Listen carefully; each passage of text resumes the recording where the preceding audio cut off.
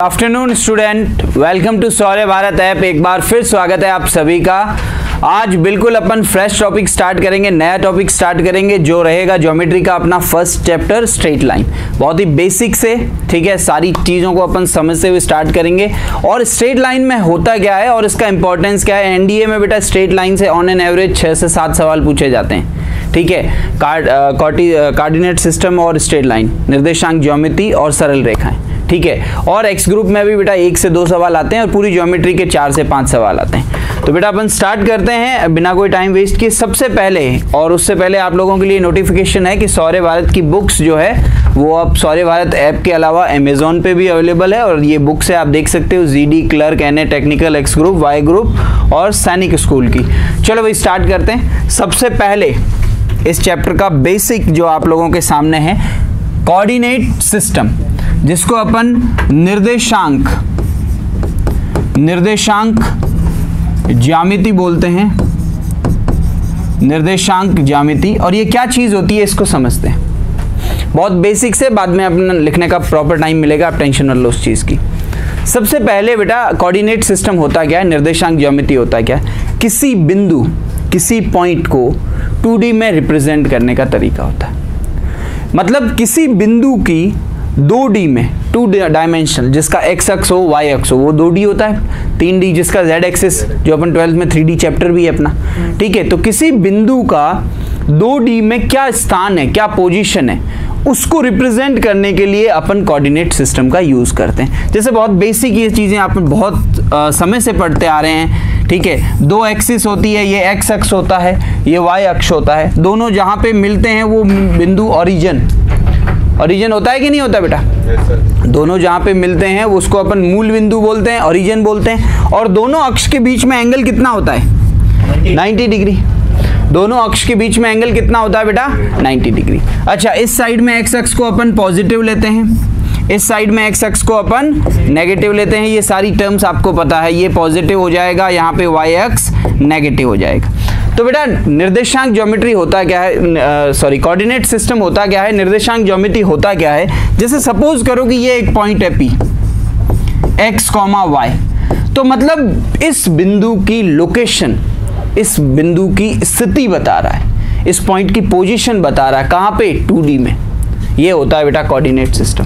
Suppose करो आप लोगों के सामने सबसे पहले लिखने का तरीका आप लोगों को पता है, पहले एक्स अक्ष का मान आता है, फिर वाई अक्ष का मान आता है। अब मैं आपसे कुछ क्वेश्चंस पूछता हूं, मैं देखना चाहता हूं कि आपने 9th 10th में ऑब्वियसली आपकी बहुत सॉलिड है कोऑर्डिनेट सिस्टम, निर्देशांक ज्यामिति, फिर भी मैं कुछ सवाल पूछ रहा हूं। इस बिंदु से इस रेखा, ठीक है, इस पॉइंट से इस लाइन की परपेंडिकुलर डिस्टेंस क्या है? ठीक है, अब मैं इसको प्रॉपर वर्ड यूज लूं, वाई नहीं होती बेटा, मॉड वाई होती है। क्या होती है बेटा? Mod Y. क्योंकि बेटा कोऑर्डिनेट सिस्टम में अपन ये पढ़ते हैं कि x का वैल्यू पॉजिटिव भी होता है, नेगेटिव भी, y का वैल्यू पॉजिटिव भी होता है, नेगेटिव भी। जैसे यहाँ पे मैं एक चीज बताता हूँ, जैसे ये पॉइंट है -3, -4। अब देखो यहाँ पे ये x का वैल्यू, ये y का वैल्यू, ये एक अनदर पॉइंट है Q। अब मैं बोल रहा हूँ ये डिस्टेंस क्या है, तो आप -4 नहीं बोल सकते बेटा, आप 4 बोलोगे। तो ये इस जो डिस्टेंस है परपेंडिकुलर डिस्टेंस बेटा, और कोई डिस्टेंस नहीं। और ये परपेंडिकुलर डिस्टेंस कितनी होती है बेटा? Mod x। ठीक है, बहुत ही क्लियर बात है, बहुत ही छोटी बात है बेटा। इसी को चेक करने के लिए मैं एक सवाल आपको देता हूं, फिर इसमें अपन आगे बात करेंगे पोलर सिस्टम की, जो अपनी ज्योमेट्री में बहुत इंपॉर्टेंट रोल प्ले करता है। कि भाई पोलर सिस्टम होता है क्या? ध्रुवीय रूप, ठीक है। उस पर बात करने से पहले एक सवाल है बेटा, और सवाल ये है कि सपोज करो ये पॉइंट है 3, 4, ये एक पॉइंट है बेटा। आप लोगों को पता है ये परपेंडिकुलर डिस्टेंस कितनी है? 4। ये दूरी कितनी है? 4। लेकिन मैं ये पूछ रहा हूं ऐसे कितने पॉइंट होंगे एक्स अक्ष पे, पहले मैं हिंदी में बोल रहा हूं, ऐसे कितने बिंदु होंगे एक्स अक्ष पर जिसका इस बिंदु से दूरी 5 इकाई है। अब मैं इसको इंग्लिश में ट्रांसलेट करता हूं, how many such point on the x axis, ऐसे कितने पॉइंट होंगे एक्स एक्सिस पे, जो मुझे पॉइंट ढूंढने हैं वो एक्स एक्सिस पे ढूंढने हैं, whose distance from this point P is 5 unit. तो आप सोच के बताओ कितने पॉइंट होंगे? 2। कई बच्चे बोल रहे हैं 1 होना चाहिए। बेटा देखो, इसका परपेंडिकुलर डिस्टेंस इस एक्स एक्सिस के साथ तो 4 है, लेकिन ऐसा कोई और डिस्टेंस नहीं हो सकता जो इसके साथ 5 डिस्टेंस बनाए। हो सकता है ना, इधर भी तो बना सकता है, ज्योमेट्री अपने को ये सजेस्ट करती है, सिमेट्री बन सकती है। तो और ये कितनी दूरी दे रखी है, ये कितनी डिस्टेंस है, 5 यूनिट, 5 इकाई, जो भी यूनिट चल रही है, सेंटीमीटर मीटर, उससे अपने को मतलब नहीं। अब मेरा क्वेश्चन चेंज हो गया, बिल्कुल आपने सही बताया, 2 पॉइंट है, मेरा क्वेश्चन ये है कि उन दोनों पॉइंट्स के कोऑर्डिनेट फाइंड करो। ट्राई करो इसको एक बार। मेरा क्वेश्चन समझ में आया? मेरा सवाल ये है कि आपने बताया कि सर एक्स एक्सिस पे ऐसे 2 बिंदु होंगे जिसका इस बिंदु के साथ जो डिस्टेंस है वो 5 है। मैं बोल रहा हूं उन बिंदुओं के निर्देशांक बताओ, उस बिंदुओं के कोऑर्डिनेट बताओ, उस पॉइंट्स के कोऑर्डिनेट बताओ। 3,0, 5,0। अच्छा पहले मुझे बताओ इस पॉइंट के कोऑर्डिनेट क्या होंगे? 4,0। एक्स कितना है बेटा? 3,0। 3,0। तो 3,0 पॉइंट के साथ तो ये डिस्टेंस कितना है? 4 है। मुझे ऐसे पॉइंट चाहिए जिसका P के साथ डिस्टेंस कितना होना चाहिए? 5। वो पॉइंट कौन कौन है वो फाइंड करने। ट्राई करो, देखो एक सिंपल 9th की ज्योमेट्री का क्वेश्चन है ये। डिस्कस मत करो, अपने रफ में आप सॉल्व करो, अपने माइंड में सॉल्व करो, फिर फाइनल कंक्लूसिव आंसर बताओ कि हाँ सर ये 2 पॉइंट मिल रहे हैं, मान लो ये पॉइंट है A और दूसरा पॉइंट B है, मुझे नहीं पता ये ओरिजिन पे आएगा कि नहीं आएगा, ऐसे ही रैंडमली बन गया, ये पॉइंट B है, तो A और B के निर्देशांक क्या होंगे, A और B के कोऑर्डिनेट क्या होंगे? 0,0 और 6,0। वेरी गुड, ठीक है, बहुत बेसिक है, कोई बड़ी बात नहीं है बेटा, ये कोई बड़ी बात नहीं है। सर ये डिस्टेंस 4 है, ये डिस्टेंस 5 है और ये राइट एंगल ट्राइंगल है, तो ये डिस्टेंस कितना होगा? तो ये पॉइंट एक्स एक्सिस पे है, इसका मतलब इसका वाई तो कितना होने वाला है? और एक्स, ये 3 डिस्टेंस इधर चलूंगा तो क्या मिलेगा? 0। और 3 डिस्टेंस इधर चलूंगा क्योंकि ये भी राइट एंगल ट्राइंगल बन रहा है, तो ये पॉइंट क्या आ जाएगा बेटा? 6,0। ये बस कुछ बेसिक क्वेश्चन है जिससे ज्योमेट्री में आपको लगा हुआ है, ज्योमेट्री थोड़ी आपको दिमाग में बैठे कि हाँ सिर्फ ये नहीं है कि पहला दूसरा तीसरा क्वाड्रेंट यहाँ पॉजिटिव या नेगेटिव, ठीक है, ये चीज़ इंपॉर्टेंट है, इसको लिख लो। राहुल चौधरी, जय हिंद। आगे बढ़ते हैं इसके बाद, फिर पहले इसको लिख लो बेटा। क्वेश्चन समझ में आया था बेटा? मैंने क्वेश्चन ओरली बोला कि ऐसे कितने पॉइंट होंगे जिनके साथ इसकी डिस्टेंस, ये गिवन था, ये इकाई जो डिस्टेंस है वो 5 इकाई गिवन था।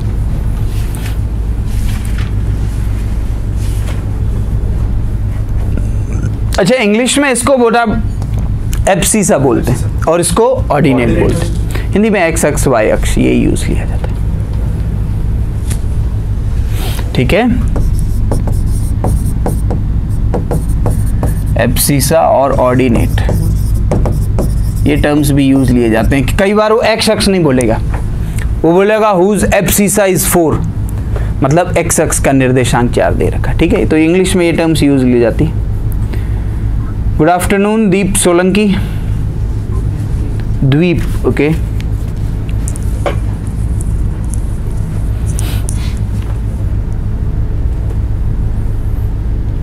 ठीक है, तो ये एक बेसिक अंडरस्टैंड था कोऑर्डिनेट सिस्टम का, निर्देशांक ज्योमेट्री का।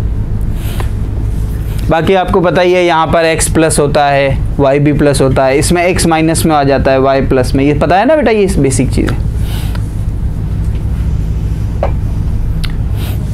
ठीक है। ये वाली चीज़ क्लीन कर दूं बेटा, ये बेसिक चीज़ है, ये आपको पता है अच्छे से, ओके। इसके बाद बेटा जो चीज़ आपको यहाँ पे बताई जाएगी वो है polar system. Polar system, polar system को लिखने का तरीका होता है PR क्रॉस थीटा, ठीक है, जिसको अपन बोलते हैं ध्रुवीय रूप। क्या बोलते हैं बेटा? ध्रुवीय रूप। क्या होता है ये ध्रुवीय रूप, आइडिया है?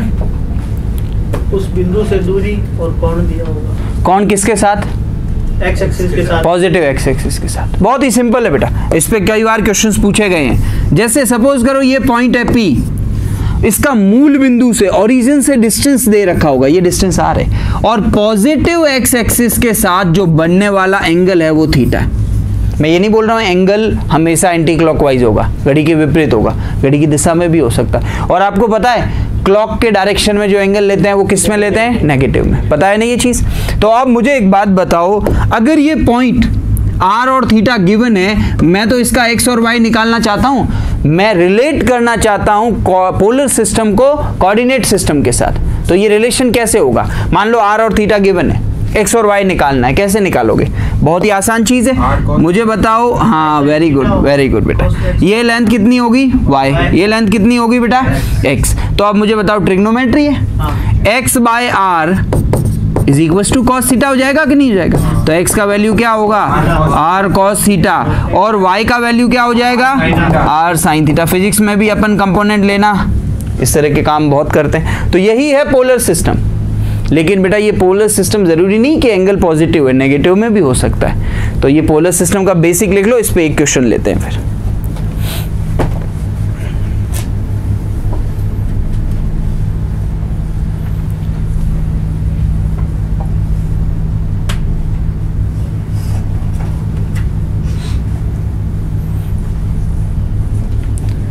ठीक है, और इसको अगर रिलेट करना है x और y को, तो ये रहे वो रिलेशन।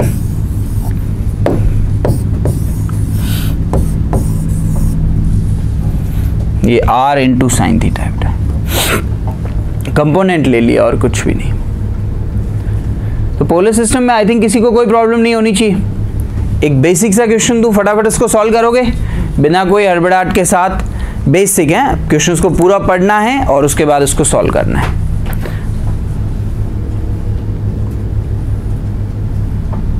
ठीक है, तैयार हो? चलो बढ़े बेटा आगे।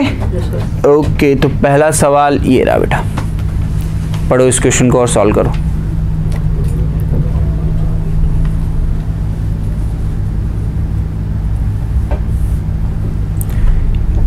If polar coordinate of any points are 2, minus pi by 3, then its Cartesian coordinate is। यदि किसी बिंदु के ध्रुवीय निर्देशांक दे रखे हैं तो उसके कार्तीय निर्देशांक क्या होंगे? मतलब r और थीटा दे रखा है, x और y पूछ रहा है, बता दो।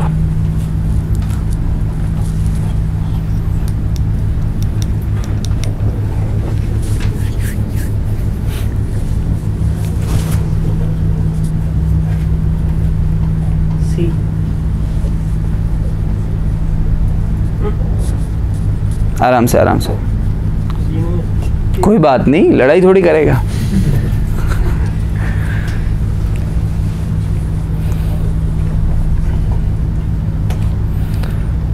तेरा रूल तो ऐसा है कि गलती किया क्वेश्चन तू तिहाड़ भेज देगा बेटा। थोड़ा एंगल सही लगा बेटा, सी नहीं है। हाँ गुड, ए सही है, सी नहीं होगा। ठीक है, बहुत ही सिंपल है। आप कोऑर्डिनेट में भले ही जाओ ही मत, आपको एक रिलेशन पता है, x बराबर क्या होता है, y बराबर क्या होता है, साइन थीटा। यहाँ पर इस क्वेश्चन में x बराबर r कितना दे रखा है बेटा? 2, और cos एंगल क्या है? माइनस पाई बाई 3, मतलब 60 डिग्री। अब cos तो माइनस खा जाता है, तो cos 60 इज व्हाट? 1/2। तो 2 इंटू 1/2 क्या देगा बेटा अपने को? 1। तो x कोऑर्डिनेट तो ये रहा, 1 आ गया। y कोऑर्डिनेट r2 है और साइन माइनस पाई बाई 3। अब मुझे बताओ, साइन में माइनस बाहर निकल के आता है, तो -2 और साइन ओके बेटा √3/2, 2 से 2 कट गया, तो y का वैल्यू आ गया -√3। कौन सा ऑप्शन ऐसी बातें कर रहा है? वो इस क्वेश्चन का करेक्ट ऑप्शन आ जाएगा। कोई दिक्कत नहीं बेटा इस क्वेश्चन में, लिख लो इस क्वेश्चन को। बहुत बढ़िया राहुल, ए हो जाएगा, वेरी गुड।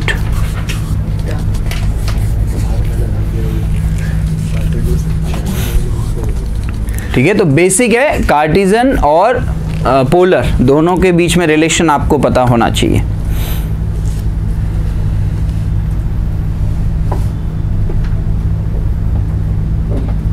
लिख लो बेटा, लिख चुके हो? कोई नहीं लिख रहा? Done? Okay.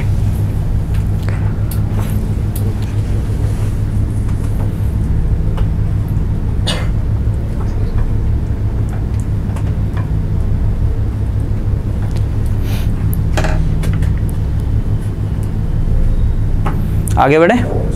Okay, next part जो आप लोगों के सामने है वो है डिस्टेंस फार्मूला और सेक्शन फार्मूला। ठीक है, दूरी सूत्र और खंड सूत्र पढ़ा है बेटा? 10th में ये चीजें पढ़ा दी जाती है, दूरी सूत्र, खंड सूत्र। ठीक है, तो सबसे पहले बात करूं मैं डिस्टेंस फार्मूला की, जस्ट आपके लिए रिवीजन के लिए है कि उसके बाद अपन डिस्टेंस फार्मूला। अगर 2 पॉइंट दे रखे हैं, ये पहला पॉइंट है x1, y1 और दूसरा पॉइंट है x2, y2, तो AB का डिस्टेंस क्या होता है बेटा?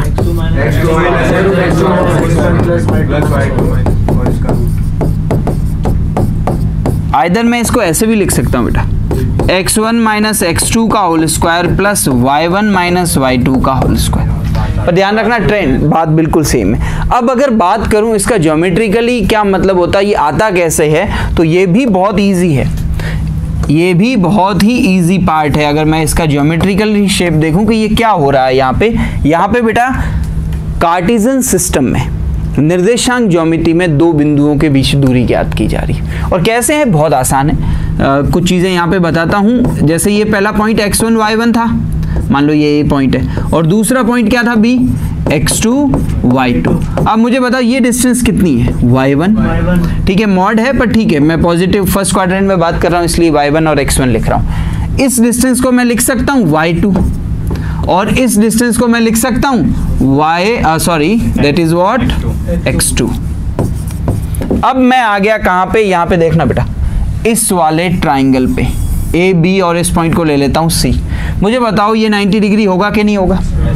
ये लेंथ कितनी होने वाली बता सकते हो? तो sir x2 minus x1, x2 minus x1, और ये लेंथ कितनी होने वाली है, y2 माइनस y1। अब मुझे बताओ एक समकोण त्रिभुज है जिसका आधार पता है, जिसका लंब पता है, बेस और परपेंडिकुलर पता है, तो हाइपोटेनस नहीं निकालते। तो हाइपोटेनस का क्या फॉर्मूला होता है कि भाई हाइपोटेनस का स्क्वायर इन दोनों के स्क्वायर का सम होता है,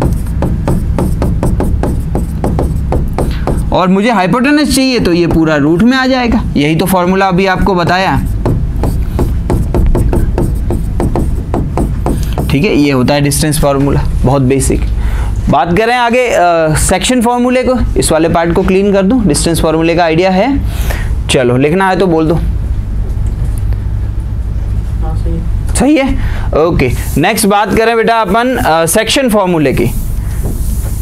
सेक्शन फॉर्मूला आपको पता है क्या होता है? सेक्शन फॉर्मूला, खंड सूत्र। बेटा देख, अगर ये एक पॉइंट है x1, y1 और दूसरा पॉइंट है x2, y2, कोऑर्डिनेट सिस्टम में है। अब बेटा एक ऐसा पॉइंट जो इसको m/n में डिवाइड करता है, ये तीन चीजें गिवन है। मैं वापस बता रहा हूं यहाँ पे गिवन क्या क्या है, कई बच्चे थोड़ा सा कंफ्यूज होते हैं। ये पॉइंट दिया होगा, ये पॉइंट दिया होगा, ये अनुपात दे रखा होगा, ये रेशियो दे रखा हो, फिर वो इस P पॉइंट के x और y कोऑर्डिनेट अपन से पूछेगा। तो P पॉइंट का x कोऑर्डिनेट क्या होगा? अगर ये इंटरनल डिवीजन है, अंतः खंड सूत्र में दो होते हैं, एक अंतः एक बाह्य, तो क्या होगा mx2 प्लस nx1, और ये y कोऑर्डिनेट क्या हो जाएगा, my2 plus ny1 upon m plus n। ठीक है, ये चीज हो जाएगी बेटा, ठीक है। लेकिन अगर ये एक्सटर्नल पूछे, एक्सटर्नल आइदर साइड, इस तरफ भी हो सकता है, इस तरफ भी, इस पूरी टेंशन में आप ना पड़ो, सिर्फ बीच का साइन नेगेटिव कर दो, आपका आंसर करेक्ट आएगा। mx2 माइनस nx1 डिवाइड में m माइनस n, यहाँ पर my2 माइनस ny1 डिवाइड में m माइनस n। बेटा ये सोच में मत पड़ना कि जो P बिंदु है इस तरफ होगा कि इस तरफ होगा, बस माइनस कर लो, आपका ऑप्शन करेक्ट होगा। इसमें एक और दूसरे तरह के सवाल भी आते हैं, जब इस पॉइंट को दे दिया जाता है P पॉइंट को और रेशियो पूछा जाता है, तो क्या ट्रिक होती है, तब अपन रेशियो क्या मानते हैं, K/1। याद है, इस तरह के खूब क्वेश्चंस किए हैं, तो इसको लिख लो बेटा। इसके बाद इसके रिलेटेड में कुछ क्वेश्चंस।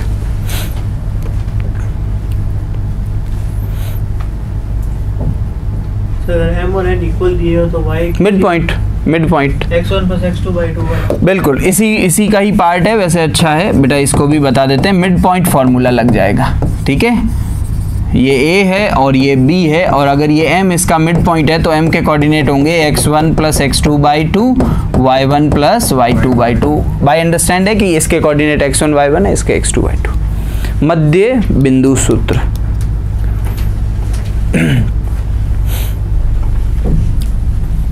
ये सेक्शन फॉर्मूले का ही पार्ट है। ठीक है, इसके कोऑर्डिनेट क्या दे रखे हैं, x1 y1, इसके दे रखे हैं बेटा x2 y2। तो 10वीं कक्षा की बातें की है बेटा अभी तक अपन ने, ज़्यादा कुछ भी नहीं किया। ठीक है, ये बातें, ये रिवीजन बहुत ज़रूरी था। उसके बाद अपन स्ट्रेट लाइन पे सरल रेखाओं की डिफरेंट फॉर्म्स को पढ़ेंगे।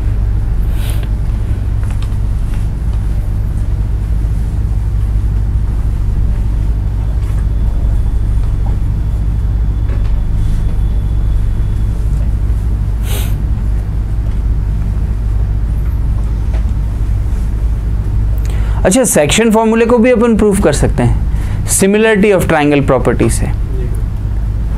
समरूपता, दो त्रिभुजों की समरूपता। देख 9 कक्षा में अपन सर्वांग क्षमता पढ़ते हैं, 10वीं में अपन समरूपता, ठीक है। तो सिमिलरिटी प्रोसेस से इसको भी कर सकते हैं, ठीक है। चलो भाई, दो ट्रायंगल जो बनेंगे वो सिमिलर बनेंगे, इसके बीच में वो पॉइंट आएगा जिसका रेशियो दे रखा होगा। और सिमिलरिटी में आपको पता है दो ट्रायंगल में एंगल सारे कॉरेस्पॉन्डिंग इक्वल होते हैं, सारे संगत कोण बराबर होते हैं और संगत भुजाओं का अनुपात बराबर होता है। तो भुजाओं के अनुपात वाली प्रॉपर्टी से इसको प्रूव कर सकते हैं। बड़े इस पे एक क्वेश्चन लेते हैं बेटा। इस पे पहला क्वेश्चन बेटा आप लोगों के सामने, और मुझे पूरा विश्वास है आप लोग जल्दी से इसको सॉल्व कर लोगे। क्वेश्चन क्या बोल रहा है, पढ़ो इस बार। इफ अ लाइन, यहाँ पे एक स्ट्रेट लाइन है, passes through the point which divide the line segment joining these two points in the ratio 3:2, then what is the value of k? तब उस k का मान क्या होगा। हिंदी में आप देख सकते हो, यदि रेखा 2x + y = k उस बिंदु से होकर गुजरती है जो इन दोनों को मिलाने वाली रेखाखंड को 3:2 में विभाजित करता है, ठीक है, तो k का मान क्या होगा। इस क्वेश्चंस का जो डायग्राम है अपने रफ में बनाओ और उसको सॉल्व करने की कोशिश करो। बहुत ही आसान है, कोई दिक्कत नहीं है, यहाँ पे सेक्शन फॉर्मूला लग जाएगा बेटा।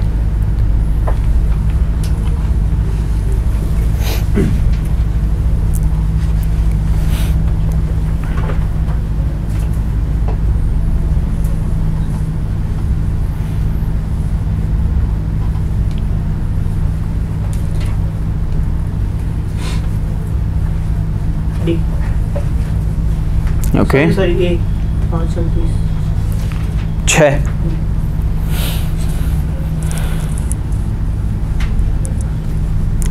इस क्वेश्चन के एक जो व्यू रचना है वो मैं आप लोगों के सामने देखना चाहता हूँ। जैसे दो पॉइंट है, पहला पॉइंट A है और उसके कोऑर्डिनेट दे रखे हैं 1,1, दूसरा पॉइंट B है और उसके कोऑर्डिनेट दे रखे हैं 2,4। इसको एक पॉइंट डिवाइड कर रहा है P। अब P के बारे में कुछ नहीं पता, लेकिन P में ये बोला है कि वो किस रेशियो में डिवाइड कर रहा है बेटा, 3:2, किस अनुपात में विभाजित कर रहा है बेटा।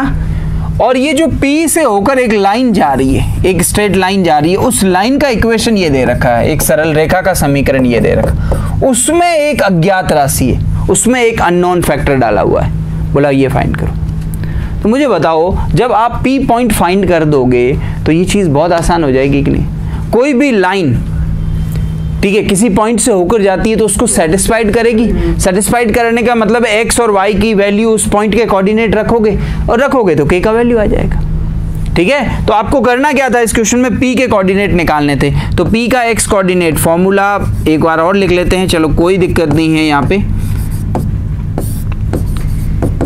ठीक है। अब मुझे बताओ x कोऑर्डिनेट होगा m का मल्टीप्लाई उससे होगा 3 2 6। अब देख बेटा, ये x1 y1 है, ये x2 y2 है, ये mn है, कोई बच्चा कंफ्यूज नहीं होना चाहिए यहाँ पे।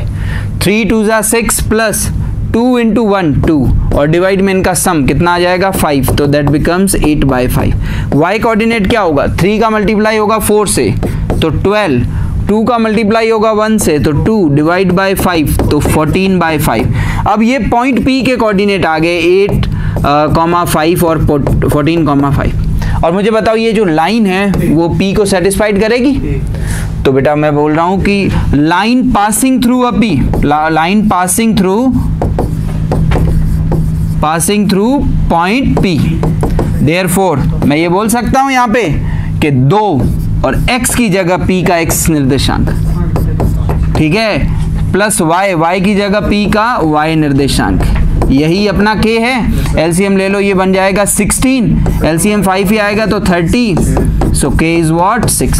कोई कैलकुलेशन नहीं है, बस बेसिक है, लिख लो इसको।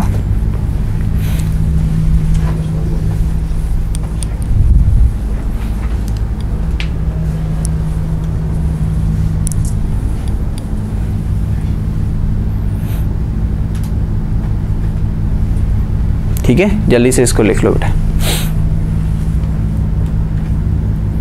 k का वैल्यू 6 आ जाएगा बेटा। यहाँ पर एक दूसरे तरह का क्वेश्चन भी फ्रेम होता है, वो भी मैं आपको बता देता हूँ। दूसरे तरह का क्वेश्चन ये होता है कि ये लाइन की इक्वेशन कंप्लीटली दे रखी होती है, बात समझ में आ रही है, और ये रेशियो नहीं दिया होता है, आपको रेशियो फाइंड करना। ठीक है, तो पहले आप इसको लिखो। इसी क्वेश्चन में मैं बस थोड़ा सा चेंजेस करा के आपको रेशियो फाइंड करने का क्वेश्चन भी दे देता हूँ।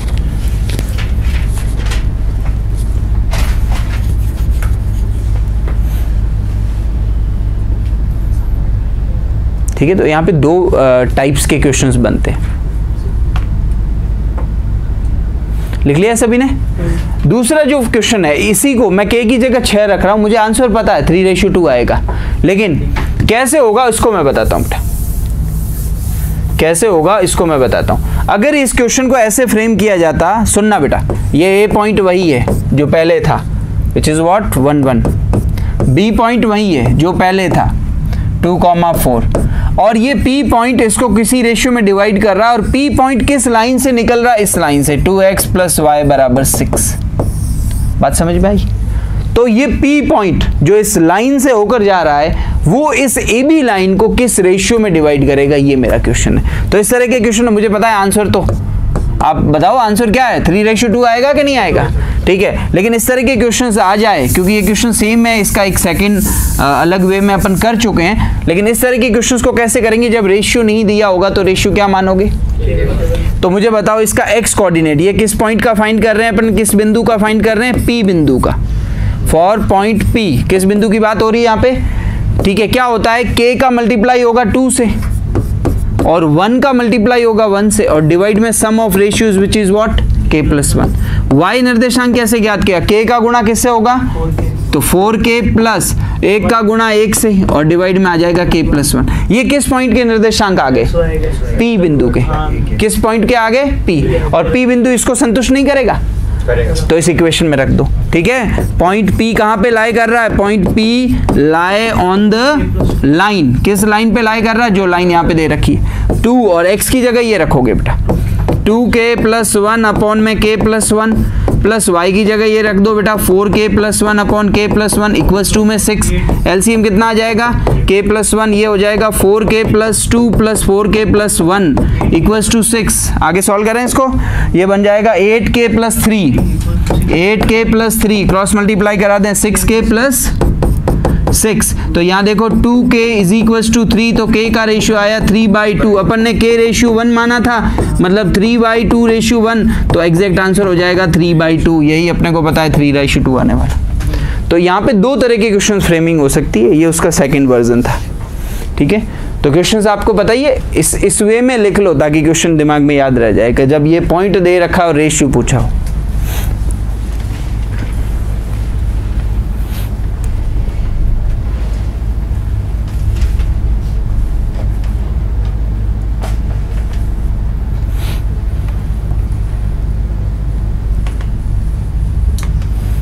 और रेशियो दे रखा और लाइन में कोई अननोन है, वो भी अपन ने फाइंड किया, अभी जस्ट फाइंड किया। ठीक है,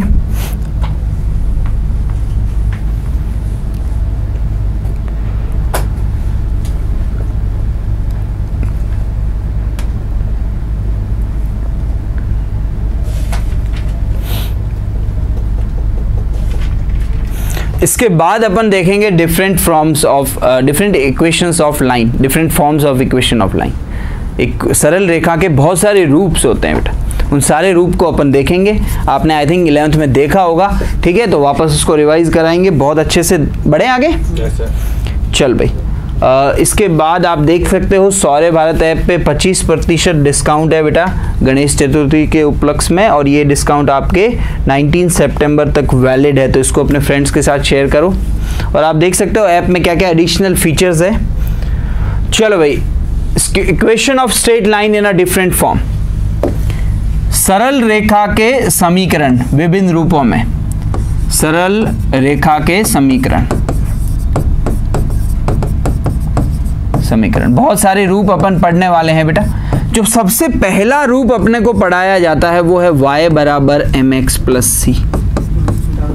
ठीक है, इसको बेटा अपन बोलते हैं ढाल रूप, ठीक है, इंग्लिश में अपन बोलते हैं slope intercept form, slope intercept form. क्या होता है ये स्लोप इंटरसेप्ट फॉर्म, इसके बारे में अपन बात करते हैं। क्या क्या चीज का आपको आइडिया है? ये भी एक सरल रेखा का समीकरण ही है। m क्या होता है बेटा? ढाल होती है। ढाल का मतलब क्या होता है? स्लोप का मतलब क्या होता है? m is equal to tan theta. और ये थीटा किसके साथ बनता है बेटा? पॉजिटिव एक्स एक्सिस के साथ, ठीक है। वो एंटी क्लॉकवाइज भी हो सकता है और क्लॉकवाइज भी हो सकता है, यहाँ इससे कोई प्रॉब्लम नहीं किसी बच्चे को, ठीक है। ये c क्या होता है बेटा? कांस्टेंट तो होता है, लेकिन थोड़ा और स्पेसिफिक करो। y इंटरसेप्ट, y अक्ष को रेखा जिस बिंदु पे काटती है उससे मूल बिंदु की दूरी mod c होती है, ठीक है। आप देखो ऐसा क्यों बोल रहा हूं मैं, सुनना। ये कोऑर्डिनेट सिस्टम, ये मान लो लाइन है, कौन सी लाइन है? y बराबर mx प्लस c। अब मेरी बात सुनना बेटा, ये पॉइंट के निर्देशांक क्या होंगे? यहाँ पर x कितना होगा? जब इस लाइन में x 0 रखो तो y कितना बनेगा?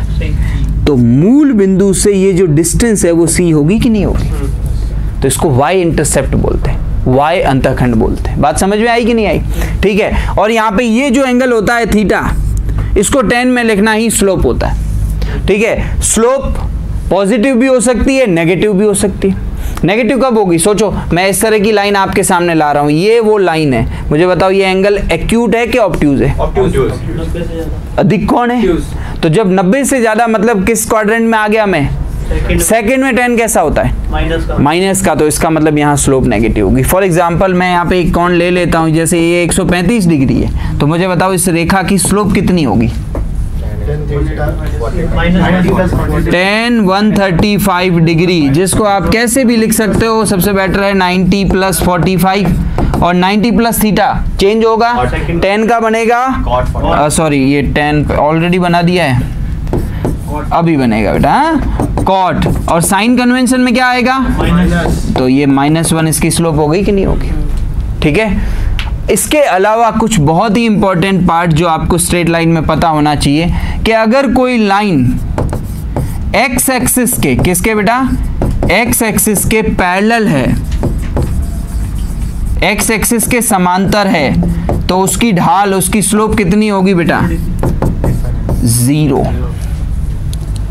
ये कैसे? बेटा देखो, ये बहुत सारी लाइन बना सकते हो। ये लाइन किसके पैरेलल है? ये लाइन किसके पैरेलल है? ये सारी लाइन, ये L1, ये L2, ये सब किसके पैरेलल है? एक्स एक्सिस के। तो दो पैरेलल लाइंस के बीच में एंगल कितना बनता है? 0। तो मुझे बताओ, इसने पॉजिटिव tan एक्सिस के साथ कितना एंगल बनाया? 0। और tan 0 कितना होता है? 0। तो जो लाइन एक्स एक्सिस के पैरेलल, उसकी स्लोप हमेशा 0, ठीक है। जो लाइन एक्स एक्सिस के पैरेलल, उसकी स्लोप हमेशा 0, ठीक है। ये पॉइंट लिखो, उसके बाद कुछ पॉइंट्स और हैं, इसको क्लीन करूंगा मैं।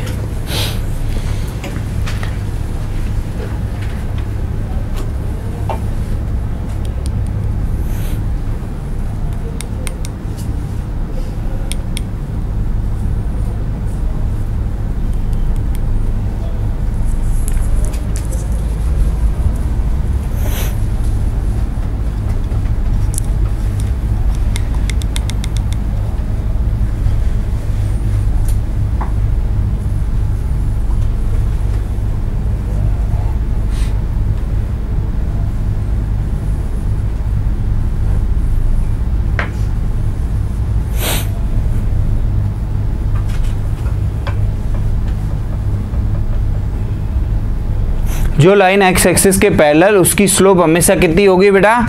0।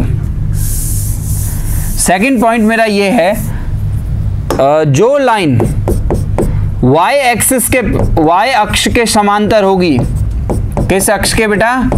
y अक्ष के समांतर, उसकी स्लोप आपको क्या लेनी पड़ेगी बेटा? 90 डिग्री से करेंगे। tan 90। और tan 90 क्या होता है? Not defined. नॉट डिफाइंड जो है, इसको यहाँ पे 1/0 लिखा जाएगा। ऐसा क्यों? इस पे भी आपके बहुत सारे सवाल है, मैं इसको लिमिट से भी समझाऊंगा और ऐसे भी समझाऊंगा। मुझे बताओ tan 90। sin 90 बाय, हाँ very good, sin 90 by cos 90, sin 90 कितना होता है और cos 90 0। तो स्लोप कैलकुलेशन में मैं 1/0 लूंगा, ठीक है। अच्छा, इसको मैं ऐसे भी बोल सकता हूँ, पहले तो आपको समझ में आया तब एंगल 90 बनता है अगर y एक्सिस के समांतर है। तो कोई भी आप एक छोटा एग्जांपल ले सकते हो, जैसे ये लाइन है, ये एंगल कितना बना है पॉजिटिव x एक्सिस के साथ 90, तो मुझे बताओ यहाँ पे tan 90 आएगा कि नहीं आएगा बेटा, ठीक है। तो इसको आप ऐसे समझ सकते हो sin 90/cos 90। दूसरा, आपको ये पूछा जाए कि 1/0 होता क्या है, तो आप क्या उत्तर दोगे, अनंत दोगे कि अपरिभाषित, इनफाइनाइट दोगे कि नॉट डिफाइंड दोगे। इसका करेक्ट आंसर है नॉट डिफाइंड, ठीक है। फर्क क्या होता है अनंत और नॉट डिफाइंड में? अनंत को भी आप 1/0 अनंत की तरफ जाता है, टेंडिंग्स टू इनफाइनाइट, लिमिट का कॉन्सेप्ट है ये, ठीक है। ये बहुत माइनर सा फर्क है, लेकिन कैलकुलेशन में आप 1/0 लोगे यहाँ पे, ठीक है। ये चीज हमेशा ध्यान रखना, इस पे बहुत सारे क्वेश्चंस आए हुए हैं। जब y एक्स के समांतर है कोई लाइन तो उसकी स्लोप 1/0, और इसको आई थिंक जस्टिफाई करने के लिए ये फॉर्मूला काफी है, tan 90 sin 90 अपॉन cos 90। इसके अलावा दो और छोटे छोटे पॉइंट है जो यहाँ पे मैं झुकाव रूप में ही आपको बताना चाहता हूँ, स्लोप से रिलेटेड है, इसलिए मुझे बताओ अगर if two lines are parallel, two lines are parallel, दो लाइन्स अगर समांतर है, कोई भी दो लाइन्स है, उनमें एक रिलेशन होगा, क्या रिलेशन होगा, दोनों की स्लोप इक्वल होगी। दोनों की स्लोप ही मैंने m ले ली, क्यों? क्योंकि दोनों के बीच में एंगल कितना बना, 0। तो x एक्सिस के साथ जितना एंगल ये बनाएगी उतना ये बनाएगी ना। कोई भी रैंडम ये क्वाड्रेंट सिस्टम पे आ गए, मुझे बताओ ये दोनों एंगल सेम होते हैं कि नहीं होते हैं? क्या बोलते हैं इनको? हिंदी शायद वर्ड सही है, कॉरेस्पॉन्डिंग एंगल, ठीक है। हिंदी में क्या बोलते हैं? आसन बोलते हैं कि सम्मुख बोलते हैं?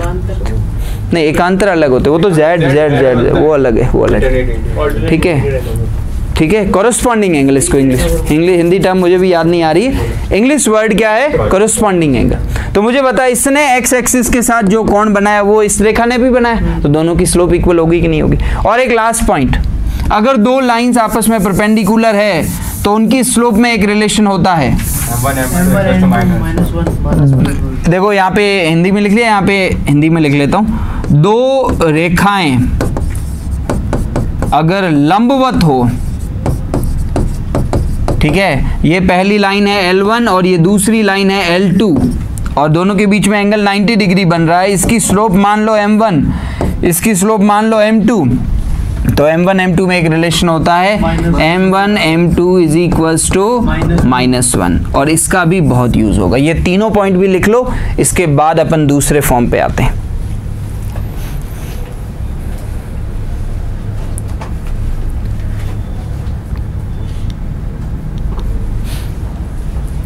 x एक्सिस के समांतर स्लोप 0, y एक्सिस के समांतर स्लोप 1/0, दो लाइंस पैरेलल है, स्लोप इक्वल, दो लाइन परपेंडिकुलर है तो उनकी स्लोप का प्रोडक्ट -1।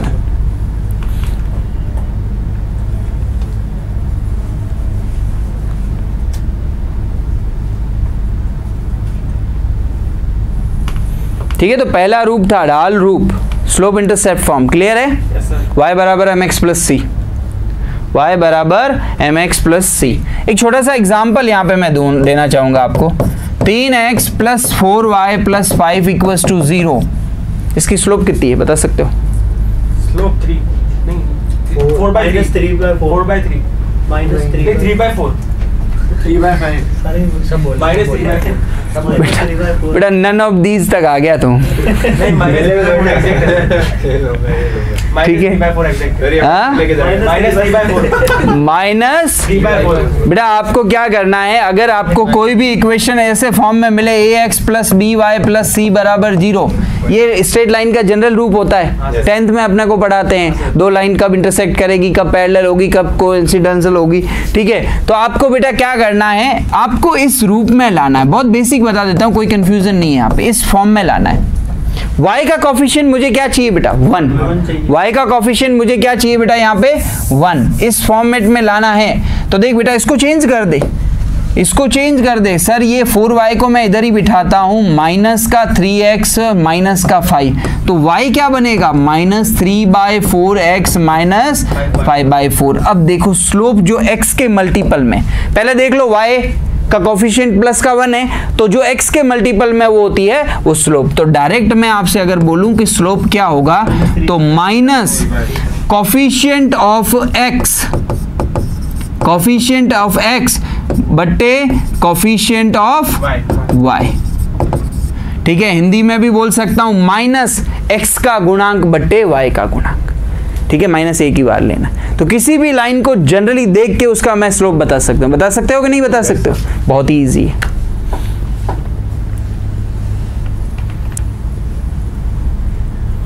ठीक है, तो इतना सारा कंफ्यूजन होगा ही नहीं बेटा। आपको x का कोफिशिएंट लेना है, उसके आगे नेगेटिव से मल्टीप्लाई करना है और डिवाइड में y का कोफिशिएंट। ठीक है, चलो मैं तेरा कंफ्यूजन दूर करने के लिए एक और एग्जांपल लूं, फटाफट बता दोगे इसका भी। 3x बराबर माइनस वाई प्लस 4। बता बेटा इस लाइन की स्लोप क्या है? 3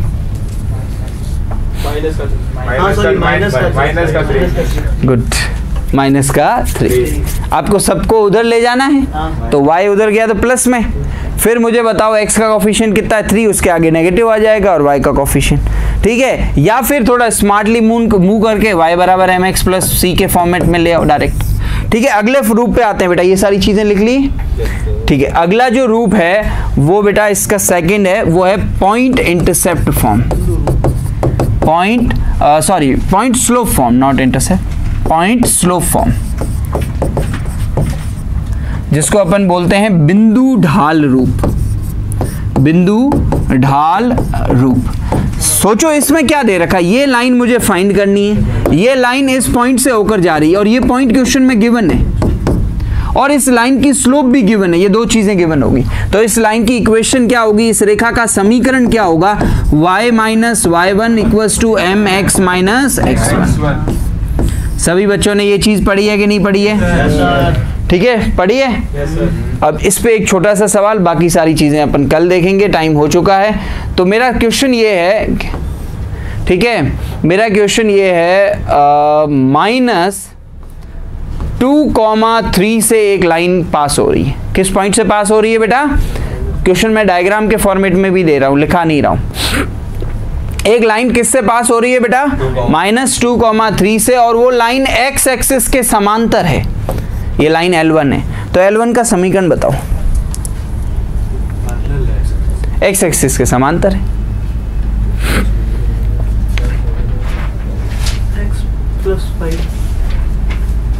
क्वेश्चन समझ में आया? पहले क्वेश्चन ये है कि इस बिंदु से होकर निकल रही है एक रेखा जो x अक्ष के समांतर है।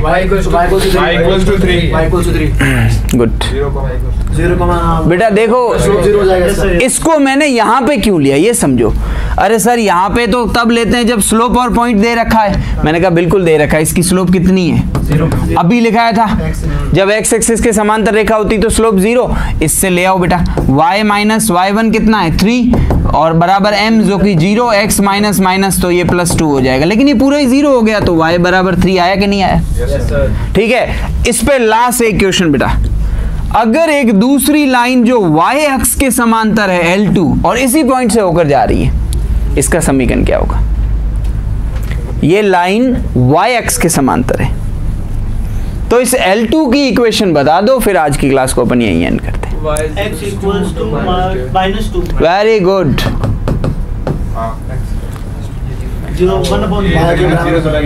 1/0। ठीक है, अब आपको ये हर बार m में खेलना ही नहीं है। आपको क्या करना है? आपको क्या करना है? सुनना, आपको क्या करना, अगर ये पॉइंट है, मान लो ये पॉइंट है 3,1 और एक अगर लाइन x y एक्सिस के समांतर है, ये L3 लाइन है, तो इसका समीकरण क्या होगा? तो मुझे बताओ, इसमें y का वैल्यू तो प्लस इनफाइनाइट से माइनस इनफाइनाइट सब आ रहा है, x का वैल्यू कभी चेंज होगा क्या? तो इसकी इक्वेशन होगी x बराबर 3। एक दूसरा पॉइंट, मान लो ये पॉइंट दे रखा है -3, -4 और ये एक नई लाइन है L4 जो x एक्सिस के समांतर है। यहाँ पे देखो x का वैल्यू माइनस इनफाइनाइट से प्लस इनफाइनाइट हो रहा है, y का वैल्यू कभी चेंज नहीं होगा, तो इस लाइन का समीकरण होगा y बराबर -4। बात समझ में आ रही है? कल इस पे बहुत सारी बातें करेंगे। आज की क्लास को अपन यहीं एंड करते हैं। जय हिंद।